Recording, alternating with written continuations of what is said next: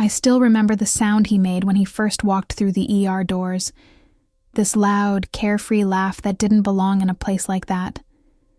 It cut straight through the usual background noise of monitors beeping, phones ringing, stretchers rolling, and patients groaning. It was so out of place that every nurse at the desk turned to look at him at the same time, like we were synced without meaning to be. And the moment I heard that laugh, I felt something tighten inside me. Not fear exactly, but that instinctive signal every ER nurse develops after years on the floor. It was the kind of feeling that whispers that the situation you're seeing on the surface isn't the one you'll be dealing with for long. And I wish I had been wrong. I really do. He was tall, maybe mid-30s, casual clothes, easy smile, walking with this relaxed confidence. A friend was beside him, trying to keep up while laughing too, shaking his head like he couldn't believe something the man had just said. The triage tech glanced at me like, "Must be nice to have that energy at this hour." It was almost midnight. People didn't usually arrive laughing at that time. They came exhausted, anxious, scared, hurting. But this guy walked in like he was crashing a party, not an emergency room. The triage tech called him over, still smiling from the contagious energy. "What brings you in tonight?" she asked, expecting some minor issue, maybe a quick clearance note for work, something simple. He shrugged, still smiling, and said, "Probably nothing. Just felt a little weird earlier."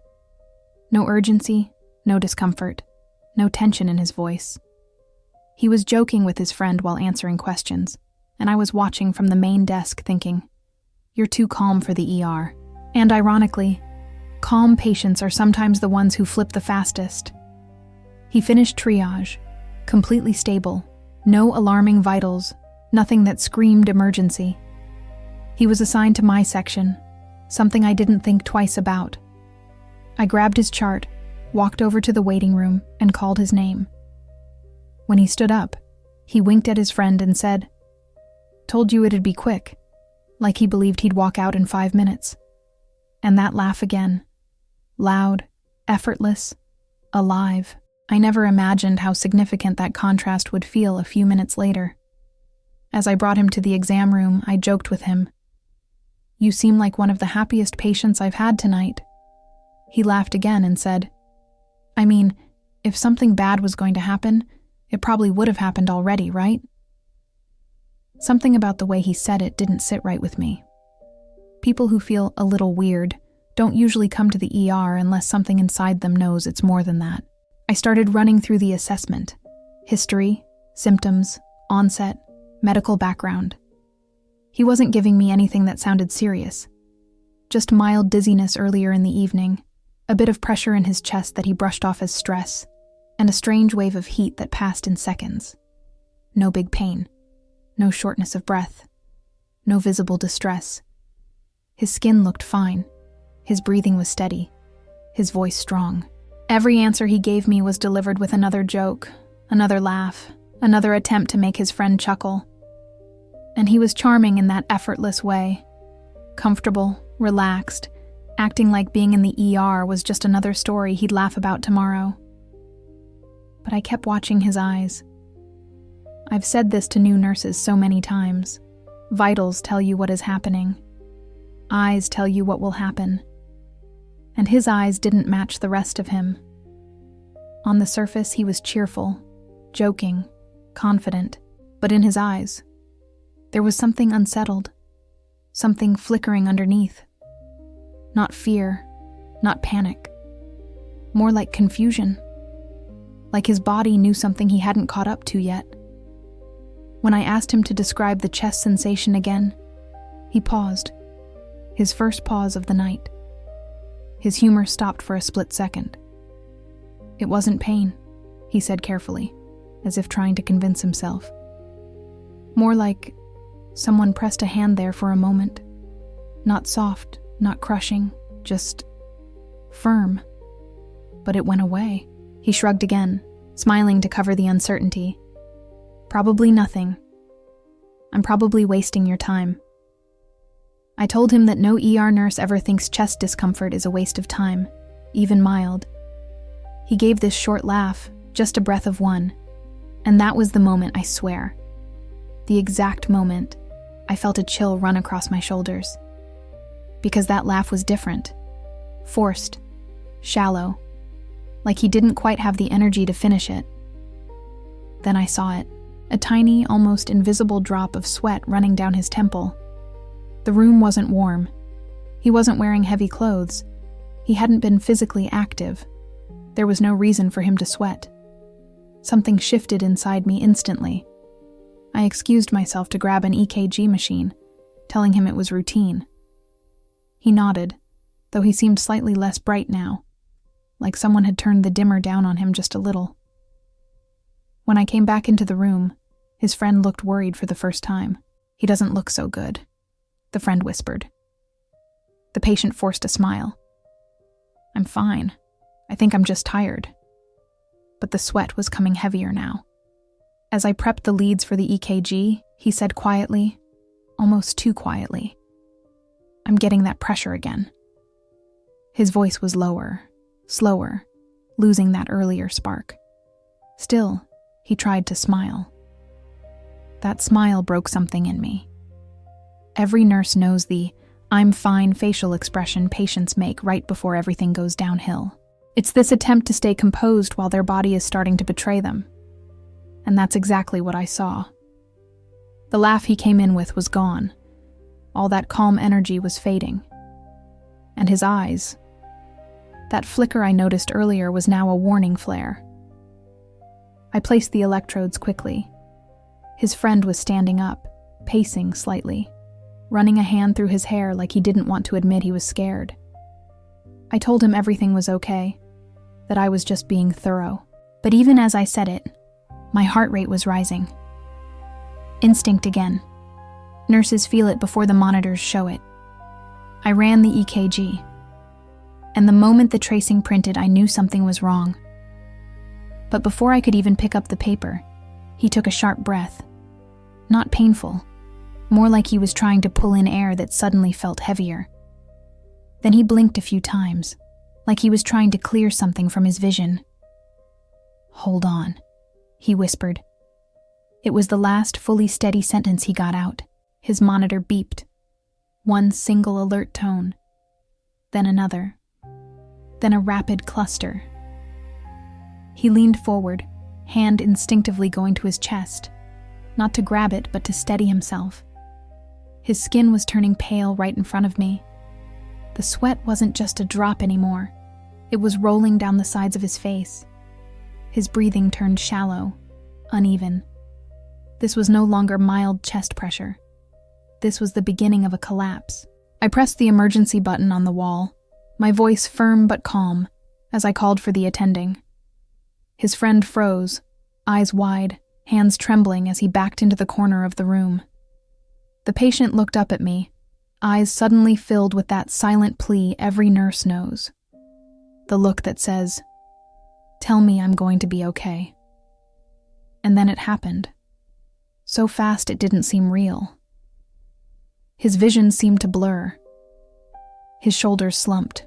His head tilted slightly as if he was trying to stay upright but couldn't quite manage it. His breathing became erratic. His hands trembled. 5 minutes earlier, he had walked into the ER laughing. Now his body was failing him in real time. I caught him under the arms as his upper body sagged. He was conscious, but barely. His eyes were open, but unfocused. His breathing sounded like it was trying to climb uphill. The monitors started flashing warnings.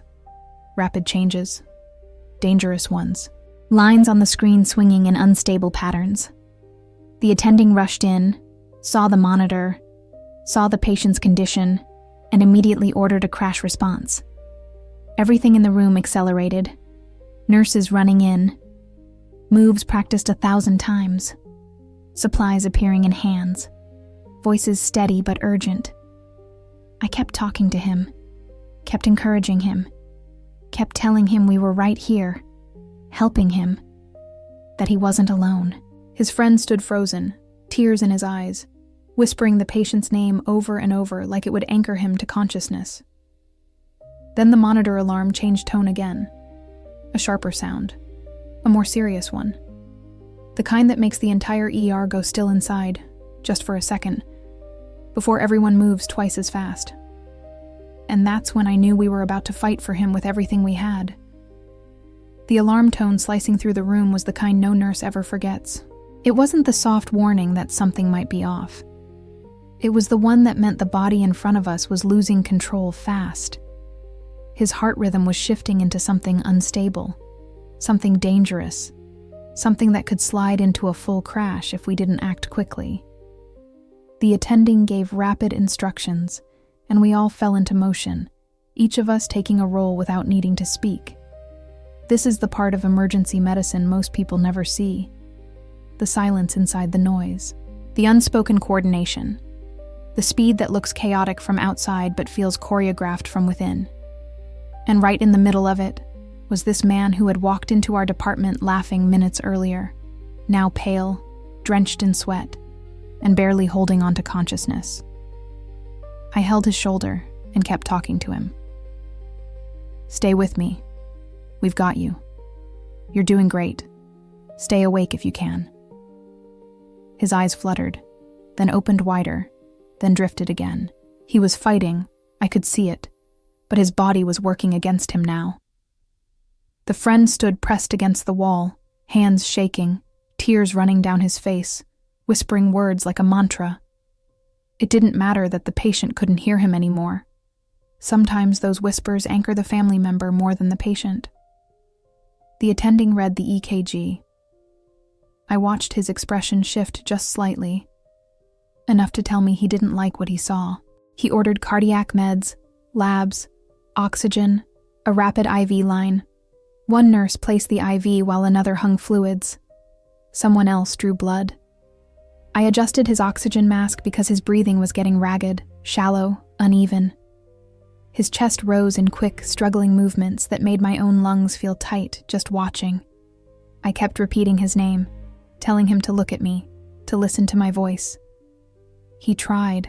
I saw the effort, the tiny tightening of his brow, the way he leaned toward my voice as if it were a lifeline. Then his body jerked slightly. Not violently, just a subtle shift that told me a wave of dizziness or nausea had hit him hard. His hand twitched like he wanted to reach for something, maybe stability, maybe reassurance, but couldn't quite coordinate it. His skin was going cold now, the kind of coolness that spreads across the face first, then the arms. I placed a warm blanket on him, not because warmth fixes the underlying issue, but because comfort and stability matter when the body is fighting a storm. The attending moved closer. "How are you feeling?" he asked, his voice calm but firm, the way doctors talk when they're trying to keep a patient alert.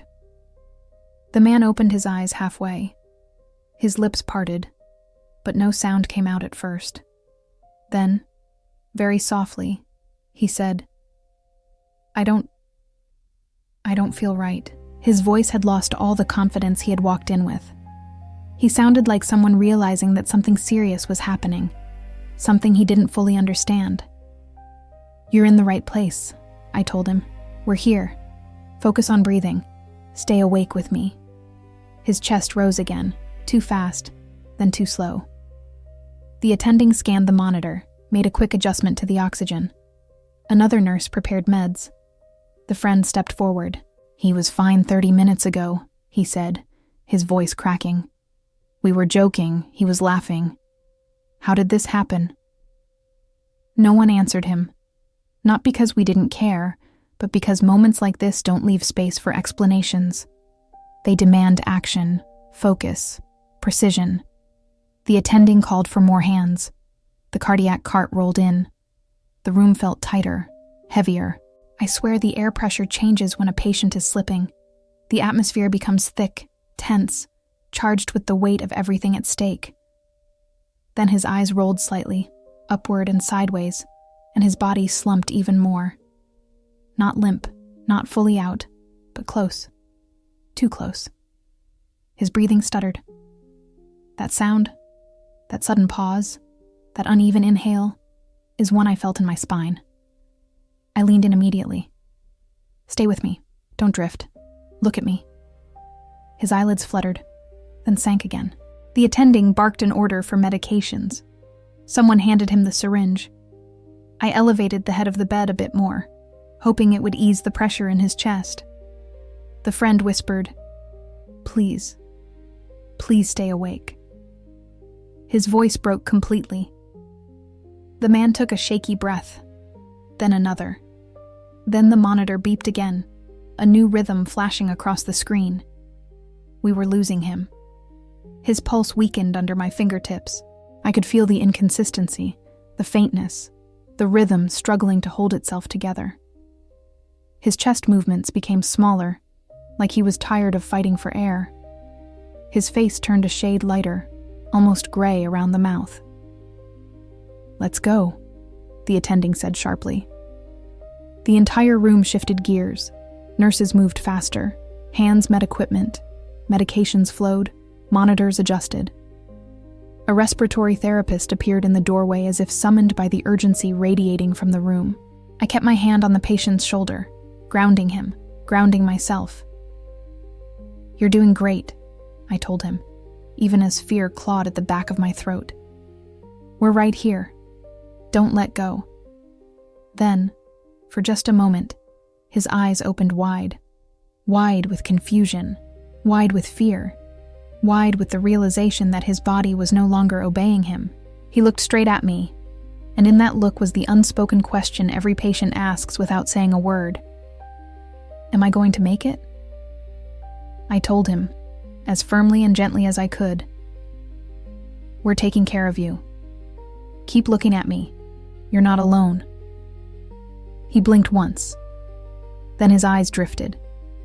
The monitors spiked again. His breathing hitched, and then everything tipped. The attending stepped in, calling out rapid orders. It wasn't a full crash yet, but we were seconds away. I could feel it. He was slipping, and we had to get ahead of the slide before it swallowed him completely. A nurse drew up more medication. Another prepared supplies for advanced airway support. The friend was quietly crying now, head in his hands, shoulders shaking. Then, like the room itself held its breath, the man exhaled slowly. Too slowly. And his chest didn't rise fast enough after. His pulse dropped. His color faded further. The attending said, "We're going to have to intervene more aggressively." We all knew what that meant. Every second counted now. The next minutes blurred into a surreal combination of intense focus and rapid decisions. Medications pushed, monitoring changes, the team anticipating each other's moves. My heart felt like it was pounding in my throat, but my hands stayed steady because that's what ER nurses do. Steady hands even when the world feels like it's tilting. The patient's consciousness flickered again. He made a soft sound, something like a faint groan, the last thread of awareness trying to hold on. His fingers twitched. His breathing struggled. The attending prepared for airway intervention while we continued stabilizing what we could. The friend stepped back, unable to watch but unable to leave. His whispering had turned into quiet sobs. Then the attending paused, just for a second, looking at the monitor as a new pattern appeared. One that meant danger, but also opportunity. "We've got a window," he said. "Let's move." And we did. The next several minutes were a blur of intense focus. The patient's body tried to fail, and we pushed back with everything we had. Meds kicked in. Rhythm stabilized. Just slightly, but enough. His breathing eased with assistance. His color slowly, barely noticeably, shifted toward something warmer. The attending worked with the kind of precision that only comes from years of doing this. The nurse beside me adjusted lines and watched vitals. The respiratory therapist stood ready for the next step. And then, something shifted. A tiny, almost imperceptible change in the monitor. A little more strength in his pulse waveform. A slightly steadier breathing pattern. A hint of color returning to his cheeks. It wasn't victory, but it was hope. The attending kept working. We all did. Every adjustment, every medication, every assisted breath built on the last. Slowly, the frantic tone of the room softened into a focused control. The alarms quieted. The movements became less frantic. The patient's body wasn't out of danger, not by a long shot, but the downhill slide had slowed. Then, gradually, the man opened his eyes. Not fully, not clearly, but enough. He looked around with this dazed, fragile awareness, the kind that comes after a battle you didn't know you were fighting. He met my gaze. This time his eyes weren't confused. They were exhausted and grateful. I placed my hand on his arm. "Welcome back," I whispered. He tried to speak, but I gently stopped him. "Don't talk yet. Just breathe. We've got you." His friend let out a choked sob, the kind that comes from shock and relief slamming together, and stepped forward. "Hey, man, you scared the life out of me," he said, voice trembling. The patient looked toward the sound, blinking slowly, recognizing him. We continued stabilizing him until the attending finally stepped back and said, "He's critical, but he's stabilized enough for transfer upstairs." And just like that, the room exhaled for the first time in 20 minutes. We transported him with cardiac monitoring, oxygen, IV lines, and the entire team on alert. His friend followed behind, his relief still mixed with disbelief, thanking us every few steps. Before he was taken upstairs, the patient reached for my hand, weakly but deliberately. "Thank you," he whispered, barely audible. I squeezed his hand gently. "You walked in thinking nothing was wrong," I said softly. "Your body had a different plan. I'm glad you listened to it." He managed the faintest smile. Hours later, when I finally sat down at the nurse's station to finish charting, that first laugh he walked in with echoed in my mind. Life is strange like that. How a person can walk through the ER doors smiling, appearing perfectly fine, and moments later we're fighting for them with everything we have. And it reminded me why nurses pay attention even when patients insist they're okay. Why we look at eyes, not just vitals. Why instincts matter. Why every person deserves a chance, even when they don't realize how close they are to losing it. He survived because he came in before things got worse. He survived because his friend insisted he get checked. He survived because sometimes the body whispers before it screams. And this time, someone heard it. And I will always remember that laugh. Not because it was loud or joyful, but because it was the last sound he made before everything changed. Thank you for staying with me through this story. I hope it gave you a glimpse of what really happens behind ER doors. The quiet instincts, the split-second decisions, the wins we fight for even when the odds turn fast. Thank you for watching until the end. If you felt something while listening to this story, please consider subscribing to the channel and sharing this video with someone who appreciates real-life moments from inside the ER. It helps the channel grow and allows more people to hear stories like this.